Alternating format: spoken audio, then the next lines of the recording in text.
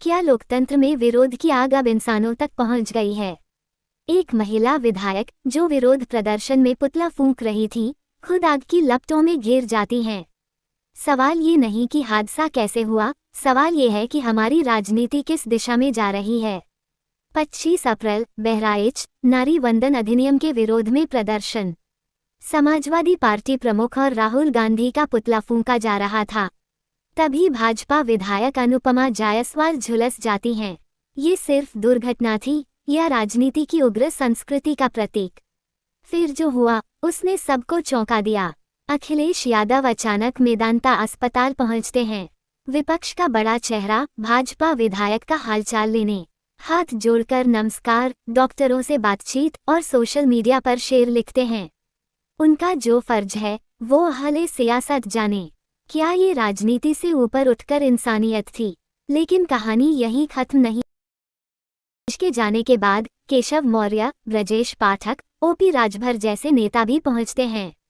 सवाल उठता है, क्या एक हादसे ने नेताओं को मानवीय चेहरा दिखाने पर मजबूर कर दिया, या ये सिर्फ कैमरे के लिए दिखाई गई संवेदनशीलता है?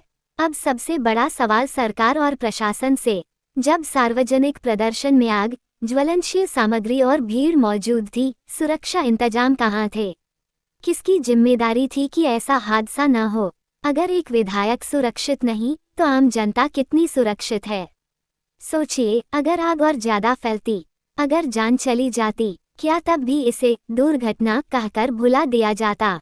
और एक और बड़ा सवाल, क्या भारत की राजनीति अब इतनी आक्रामक हो चुकी है कि विरोध का प्रतीकात्मक प्रदर्शन भी जानलेवा हो जाए? क्या पुतला दहन जैसी परंपराओं पर पुनर्विचार होना चाहिए? कुछ लोग कह रहे हैं अखिलेश की अस्पताल यात्रा ने बड़ा संदेश दिया। दुश्मनी अपनी जगह, इंसानियत अपनी जगह। लेकिन आलोचक पूछ रहे हैं, अगर संवेदना इतनी थी तो राजनीति में इतनी नफरत क्यों? मंचों से जहरीली भाषा कौन बोलता है? सड़क पर उग्र प्रदर्शन कौन बढ़ावा देता है? ये सिर्फ एक महिला विधायक की खबर नहीं है। ये राजनीति की संस्कृति, विरोध की मर्यादा और सार्वजनिक सुरक्षा तीनों पर सवाल है। और सबसे अहम, अगर यह हादसा न हुआ होता तो क्या नेताओं को याद आता कि विरोध और हिंसा में फर्क होता है? क्या हमें सीख नहीं लेनी चाहिए कि लोकतंत्र में असहमति हो सकती है लेकिन आग नहीं? इस खबर से हमें क्या सीखना चाहिए? पहली, राजनीतिक विरोध में सुरक्षा प्रोटोकॉल जरूरी हों। दूसरी, नेताओं की भाषा और व्यवहार जमीन पर असर डालते हैं।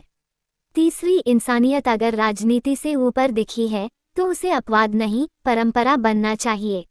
अब आप बताइए, अखिलेश की मुलाकात सच्ची इंसानियत थी या राजनीतिक संदेश? पुतला दहन जैसी परंपराएं बंद होनी चाहिए या नहीं? और इस हादसे की जिम्मेदारी किसकी बनती है? आप क्या सोचते हैं?